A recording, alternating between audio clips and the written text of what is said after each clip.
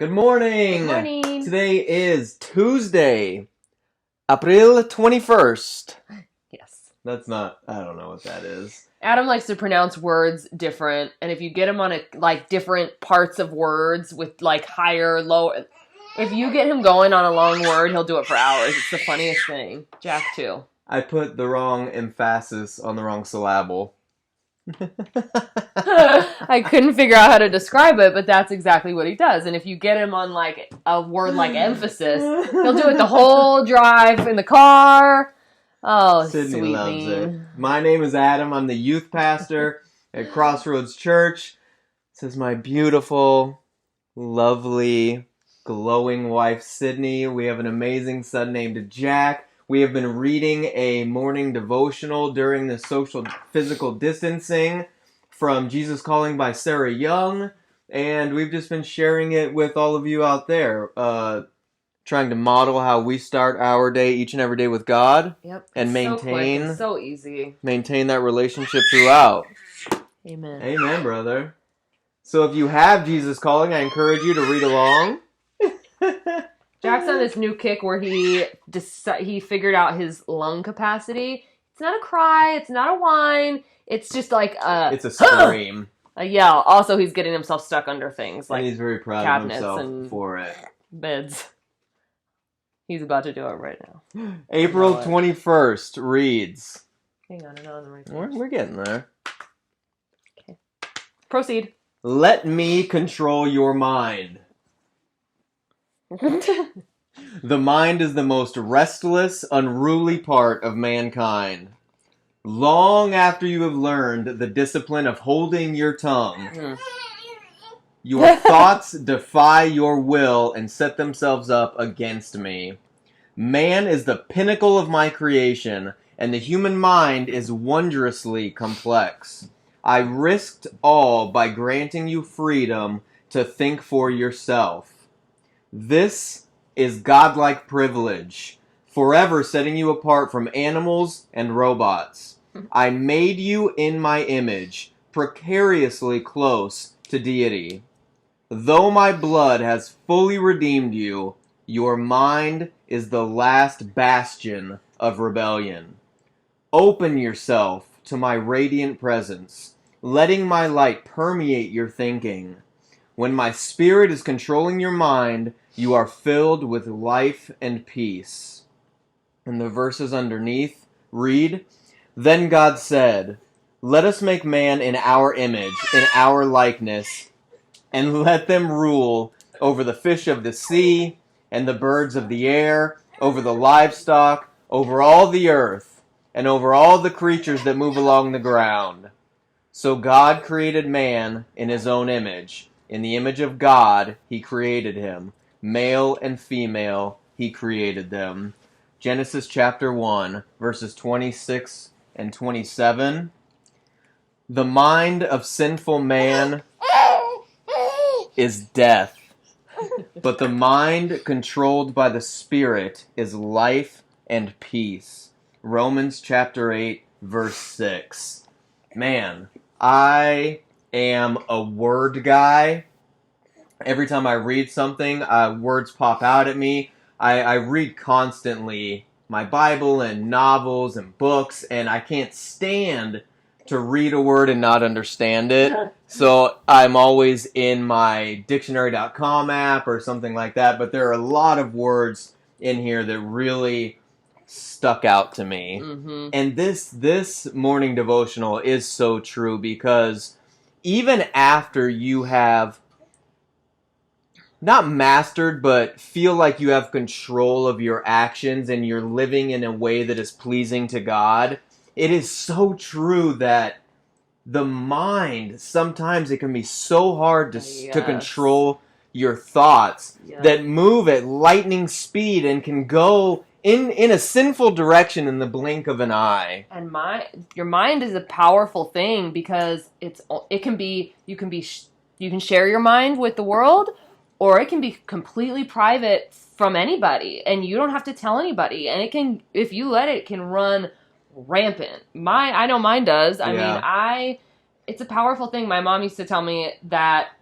your mind is something that no one can ever take away from you. Your brain is something that no one can ever take away from you. So don't do anything to damage it, and make sure you're feeding it, spiritually, and make sure you're just feeding your mind with the right things, and don't do any damage to it. And I like when it reads, long after you have learned the discipline of holding your tongue. So, I think it takes a long time to really you've get that. you've before had looking, not the instinct, but the impulse to like say the wrong thing or yell at somebody in anger or even curse. Maybe you've mastered that. But then I feel like there's two stages. You get the thought in your mind and then you let it out your mouth. So now you've learned to hold it in your mouth. The next We were just talking about line of defense is actually getting it out of your brain. To then get it completely out of even your mind, which is something entirely different. And the thing that I always have to remember is that I can be acting very well on the outside, but God still knows my thoughts, and He knows my heart. And so I have to be very careful that I am not only acting in a righteous way on the outside in what I'm saying and doing, but how I'm thinking. Yes. Because God is going to judge me on those things just as the same as the things that everyone else knows. Yes. There are no secrets with God. And it is pretty amazing how God created us. And it's this double-edged sword, because God created us so magnificently and so amazingly complex that sometimes we get this complex that we are better than we are. God complex. Yeah. And this word that was used, I made you in my image, precariously close to deity. So precariously means dangerously close, and deity means godlike. Yep. So dangerously close to that implies that we are made so amazingly well that if we use our mind in the wrong way, it can be dangerous because it is such a powerful thing. Mm-hmm. And it is so important to make sure your mind is on par with your actions, because I think a lot of people get stuck in this way of thinking like, well, my actions are good. I did good, but you got to think good too. You have to keep your mind in line. And if I can use it as an example, we actually were talking about this the other day, because we live in a neighborhood that, when we first moved here, babies weren't on the brain. We were like, we just need to live here to get, him and I financially secure. So it's loud, and it's in an apartment, and people are on top of each other. And recently, there's been a motorcycle that rides up and down the street. Loud, no helmet, kids on the back, middle of the night, burnouts, and so we were walking Jack the other day in his stroller, and he's up and down the street. And our first instinct was to get just angry, just complaining and just and when we got back in the house, Adam made the comment my first instinct isn't to get, violently angry anymore, but my mind still goes there, and I really want to work on, he said to me, I really want to work on making it so that my mind, the first place it goes to isn't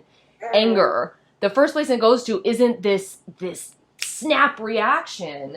It's to solve the problem, or to figure out a way to approach it more lovingly or more calmly or patiently, so I don't get so worked up and I don't get so, and I just think that's a really good example, because I was impressed. I was like, oh, I never thought about that. I didn't think about that. If I can get to the place where I don't even have to fight it down. Yes. Where I don't even have to address it and move on. And anger to prayer, where my normal reaction, I always want a loving reaction to be my natural response and my instinct.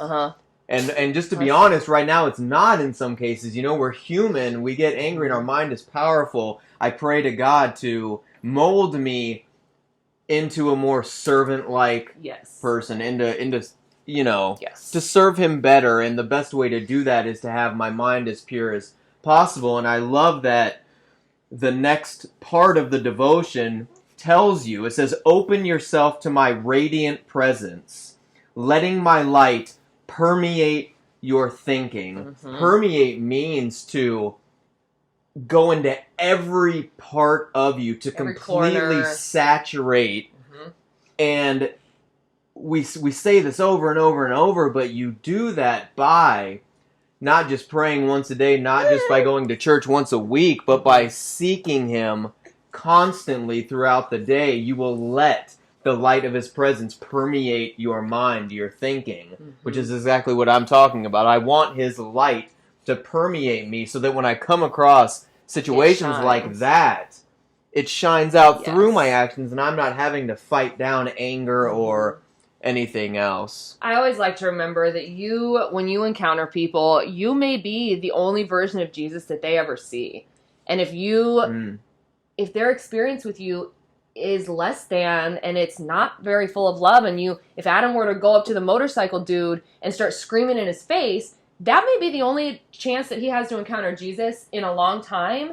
And Adam could have squandered it by doing that. But instead, if he approaches him, differently through love, it's always an opportunity. You can always find the opportunity, not a burden.